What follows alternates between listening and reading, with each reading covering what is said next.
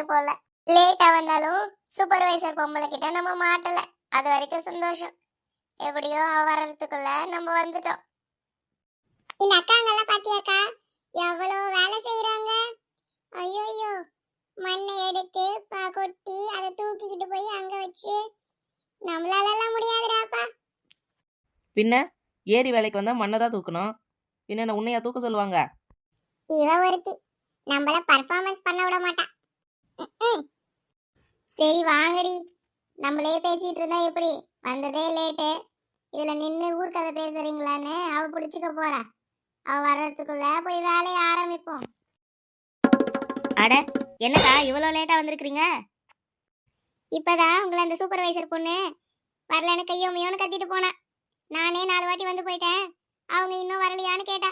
என்னக்கா ஏன் நேராச்சு? போங்க போங்க, உங்க பேரையே எடுக்க போறேன்னு சொல்லிட்டு இருந்தா. ஐயே, என்னக்கா சொல்றீங்க? அந்த சூப்பர்வைசர் வந்துருச்சா? நாங்க வரும்போது தானே நம்ம வீட்டுக்கு போயிட்டு இருந்தது, அதுக்குள்ள எப்படி திரும்ப வந்தது? ஐயோ, ஆமா, நம்ம வீடு வீடா போய் ஒவ்வொருத்தரா கூப்பிட்டுக்கிட்டு வரோம். அந்த சூப்பர்வைசர் பொம்பளை என்ன உன்னாட்டம் என்னாட்டம் நடந்தா வந்தா? அவ ஸ்கூட்டர் எடுத்துட்டு டொர்ரன்னு வந்தா டொய்யோன்னு போனா. இப்ப அதெல்லாம் ரொம்ப முக்கியமாடி. வா, அதான் வந்துட்டால, நம்ம ஏதாவது போய் வேலை செய்யற மாதிரி நடிப்போம். அப்படி இல்லைன்னா இன்னும் நின்று கதை பேசிட்டு இருக்கீங்களான்னு வீட்டுக்கு அனுப்பிச்சிட போறா. அப்பதான் அவன் நம்மள பார்த்தாலும் சரி வேலை செய்யறாங்கன்னு விட்டுருவா. மீனாட்சி அக்கா, போட்டோ எடுக்காம நம்ம வேலை செஞ்சா என்ன, செய்யல என்ன? அவதான் பேரையே தூக்கிடுவேன்னு சொல்லியிருக்கிறாளே, இப்போ என்ன வேலை செய்யறோம் நடிப்போன்ற? ஆமா ஆமா, நம்ம போய் முதல்ல அவங்க கிட்ட போட்டோ எடுக்க சொல்லிட்டு அப்புறம் வேலை செய்வோம். ஏம்மா, அவகிட்ட நான் வர மாட்டேம்மா. போனா பேயாட்டம் பிடிச்சிக்குவா.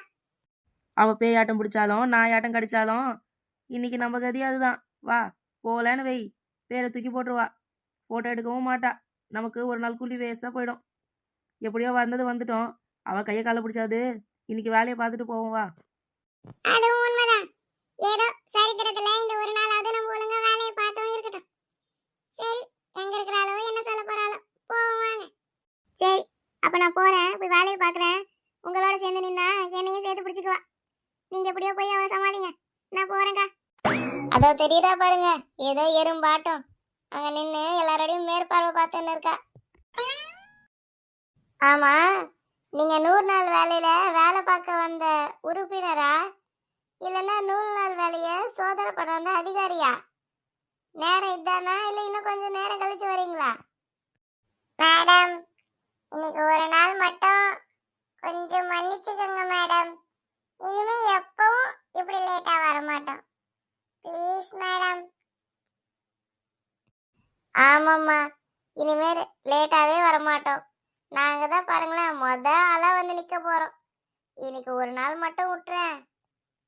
ஏங்க, இது கவர்மெண்ட்ல கொடுத்த வேலைன்னு நினைச்சீங்களா இல்ல எங்க வீட்டு வேலை நினைச்சிட்டீங்களா? என்கிட்ட வந்து அனுமதி கேட்டா நான் என்ன சொல்றது? இந்த நேரத்துக்கு வேலை ஆரம்பிக்கணும்னா அதை நாங்க ஆரம்பிச்சுதான் ஆகணும். போட்டோ எடுக்கணும்னா நான் எடுத்துதான் ஆகணும்.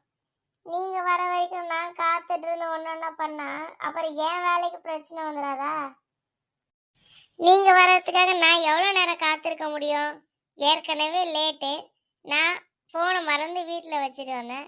அதை போய் எடுத்துட்டு வரப்ப நீங்க பார்த்தீங்கல்ல, நான் உங்ககிட்ட என்ன சொன்னேன்?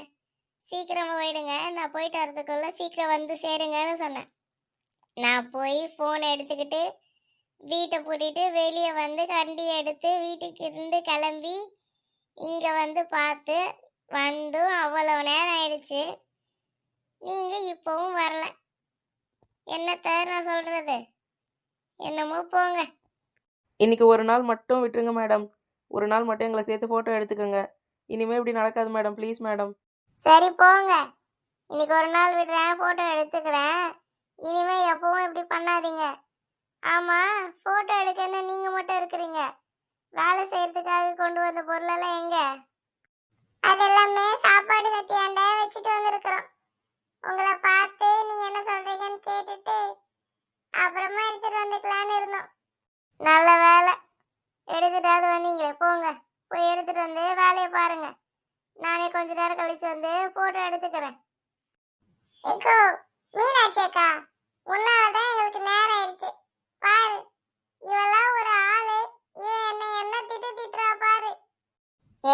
ஏதோ ஒரு நாள் நேரம் ஆயிடுச்சு.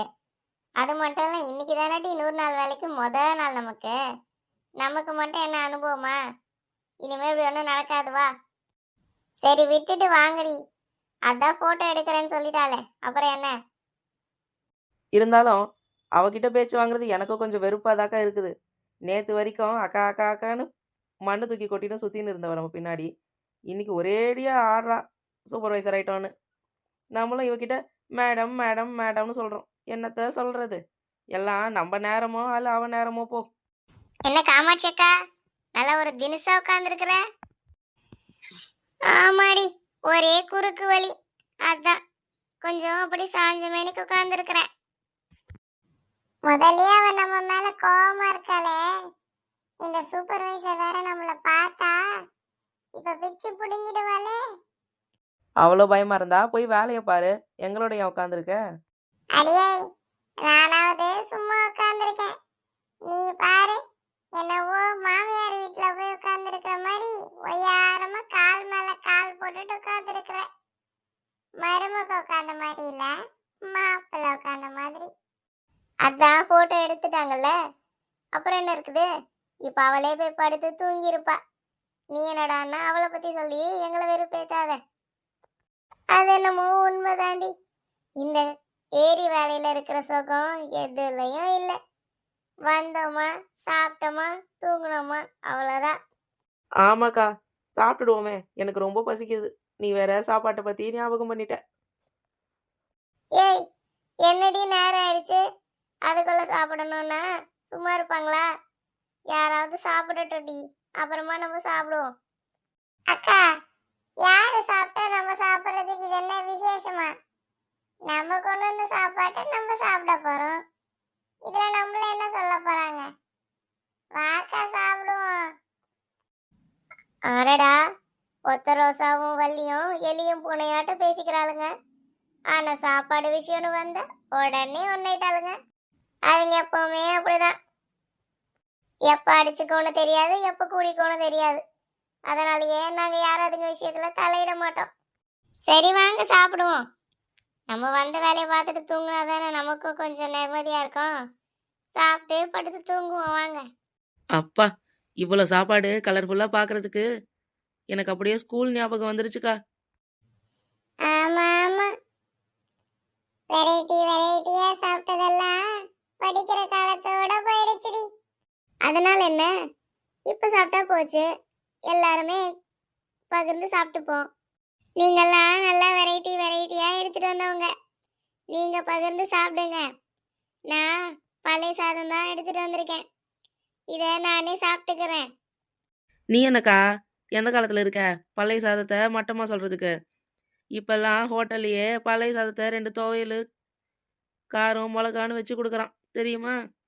கருவாடு மீன் வச்சு கொடுத்தா அதோட விலையே வேற, வாங்கவே முடியாத விலை. அப்படியாப்பட்ட சாப்பாட்டை நீ என்ன இவ்வளோ கம்மியாக சொல்கிற? என்ன இப்படியெல்லாம் சொல்லி நீ மட்டும் மொத்த சாப்பாடு சாப்பிட்டுலான்னு பார்க்குறியோ, எங்களுக்கெல்லாம் தராம?